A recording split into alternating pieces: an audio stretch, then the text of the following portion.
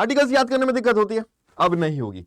या बहुत सारी क्वेरीज आपकी आई थी कि सर यूनियन के जो पार्ट 5 में दे रखे हैं उसके आर्टिकल्स तो याद हो जाते हैं लेकिन स्टेट के नहीं हो पाते सर, कंफ्यूज्ड हम लोग हो जाते हैं। तो फिर ये वाली जो टेंशन है गुरु आज मैं आपकी निकालने के लिए आ गया हूं। तो good afternoon to each and every aspirant, मैं विकास नागर स्वागत करता हूं आपका स्टडी आईक्यू पीसेस प्लेटफॉर्म पे। और आज मैं दिखाने वाला हूं आपका पावर ऑफ 89। तो देखो पावर ऑफ 89 में आपका क्या रहने वाला है। इस 89 को जैसे ही आप जोड़ दोगे कुछ यूनियन के आर्टिकल्स में तो तुरंत ऑटोमेटिक आपका स्टेट का आर्टिकल निकल जाएगा। Add 89 to the following articles from center to get state article। Centre का अगर आपको आर्टिकल याद है या फिर आपको यूनियन का आर्टिकल याद है, बस उस वाले आर्टिकल में आपको 89 जोड़ना है और उसमें से ऑटोमेटिक स्टेट का आर्टिकल आ जाएगा। और दोनों के अंदर जो बात करी गई है वो बिल्कुल सेम बात करी गई है। तो चलो आप देखते हैं।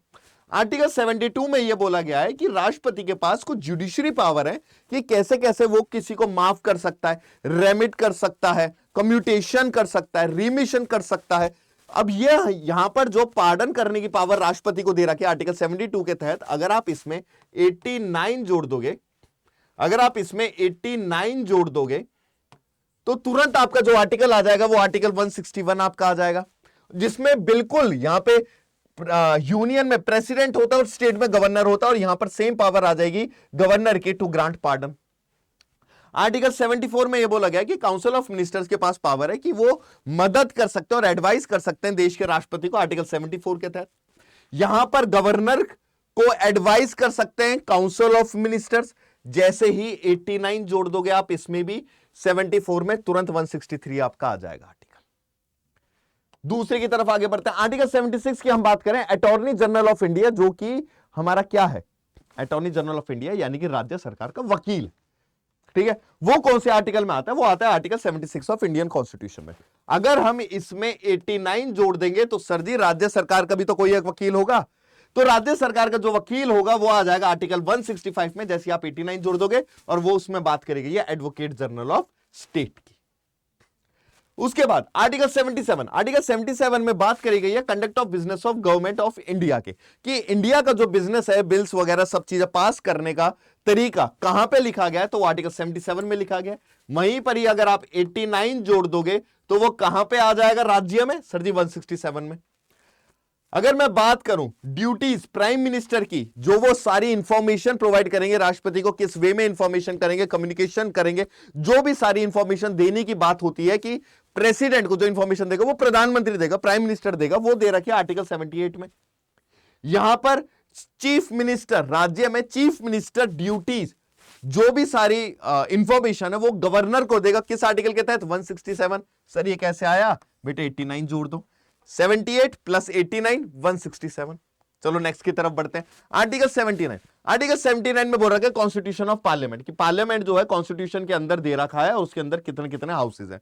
आर्टिकल 79 में आर्टिकल 168 में दे रखा है बिल्कुल सेम, कि राज्य के भी जो स्टेट लेजिस्लेचर की बात करी गई है वो कॉन्स्टिट्यूशन में करी गई है, प्लस 89। आर्टिकल 85 में दे रखा है सेशन ऑफ पार्लियामेंट, पार्लियामेंट के कितने सेशन होते हैं, बजट सेशन होता है, मॉनसून सेशन होता है, विंटर सेशन हमारा होता है, उस सेशन को स्थगित करना और डिसॉल्व करने की जो बात करी गई है 85 में बात करी गई है। बिल्कुल सेम बात स्टेट की बात करी गई, स्टेट के सेशन की बात, उसको प्रोरूग एंड करने की बात और उसको डिसॉल्व करने की बात। कैसे आया सर जी, 89 जोड़ दो। आर्टिकल 86 की बात करते हैं तो प्रेसिडेंट के पास यह पावर है कि वो हाउस में, हाउस मतलब कि लोकसभा और राज्यसभा में कुछ मैसेजेस भेज सकते हैं किसी भी बिल से रिलेटेड, किसी भी कि प्रोसीजर से रिलेटेड, कि कहां तक कोई पर्टिकुलर बिल पहुंचा है, इसके ऊपर आपने क्या स्टेप लिया है, कुछ भी पर्टिकुलर चीज या फिर किसी भी हाउस को एड्रेस करना हो वो तो राष्ट्रपति करता है आर्टिकल 86 के तहत। इसमें 89 जोड़ दो, यहां पे राष्ट्रपति करता है, यहां पे गवर्नर संबोधित कर देंगे और मैसेज भेज देंगे विधानसभा या विधान परिषद में, और जिन राज्यों में विधान परिषद है वहां पर भेजेंगे। हर राज्य में नहीं होती, सिर्फ टोटल 6 राज्यों में विधान परिषद होती है। उसके बाद नेक्स्ट पर आ जाते हैं। आर्टिकल 102 में मेंशन करा है कि किस तरीके से पार्लियामेंट के जो एमपीज हैं उनको डिस्क्वालीफाई किया जा सकता है, किन बेसिस पर डिस्क्वालीफाई किया जा सकता है, वो दे रखा है आर्टिकल 102 में। और यहीं पर ही अगर आप 89 जोड़ दोगे तो तुरंत राज्य सरकार में एमएलए जो हमारे होते हैं उनको डिस्क्वालीफाई किया गया 191 में। पावर प्रिविलेजेस जो भी सब, एक एमपी की एक पावर रहती है कि उसको उसके खिलाफ कोई भी क्रिमिनल कानून क्रिमिनल प्रोसीडिंग्स नहीं हो सकती, अभी सिविल प्रोसीडिंग्स नहीं हो सकती हैं। उसके पास ये पावर है कि जो भी वो पार्लियामेंट में बोल सकता है उसके ऊपर जुडिशरी कुछ भी डिसीजन नहीं ले सकती है। ये पर्टिकुलर चीज कैसे आई है बेटा? 89 जोड़कर तुरंत हमारा power privileges and house of legislature. Article 100 की बात कर लेते हैं। आर्टिकल 100 में बात करी गई है कि हाउस की वोटिंग किस तरीके से वोटिंग है, या पावर जो भी वैकेंसीज या फिर मिनिमम क्वारम रहता है कि किसी भी बिल को डिस्कशन करने के लिए मिनिमम मेंबर्स होने चाहिए, मिनिमम एमपीज होने चाहिए। तो कितने एमपीज होने चाहिए? 1/10 होने चाहिए। ये किस में लिखा हुआ है सर जी? 100 में। फिर वोटिंग भी होगी, किस में लिखा है सर? आर्टिकल 100 में। सर यही सेम टू सेम बिल्कुल राज्य में लिखा हुआ है, 89 जोड़ दो आप। नेक्स्ट पर आते हैं। मनी बिल की जो बात करी गई आर्टिकल 110 में बात करी गई है, वहीं पर ही डेफिनेशन ऑफ मनी बिल की जो बात करी गई है स्टेट में 199 में बात करी गई है, प्लस 89 जोड़ दो। राष्ट्रपति के पास पावर है एसेंट करने की, कि भैया वो एसेंट दे सकता है, वो एसेंट को विद होल्ड कर सकता है, वो पॉकेट वीटो का यूज कर सकता है, वो बिल रिकंसिडरेशन के लिए, पुनः विचार के लिए वापस भेज सकता है। तो ये पावर रहती है किसके पास? प्रेसिडेंट के पास। तो सेम पावर गवर्नर के पास भी रहती है। तो इसमें आप क्या जोड़ दोगे? प्लस 89 जोड़ दोगे। तो देखा मस्त 89 की पावर किस तरीके से जो इंपॉर्टेंट आर्टिकल्स हैं स्टेट के और केंद्र के मैंने आपको करवा दिए, और स्टेट के आपको कैसे ऑटोमेटिक याद हो गए, या फिर अगर आपके पास स्टेट के हैं तो माइनस 89 कर दोगे तो सेंटर के आपके पास आर्टिकल्स आ जाएंगे।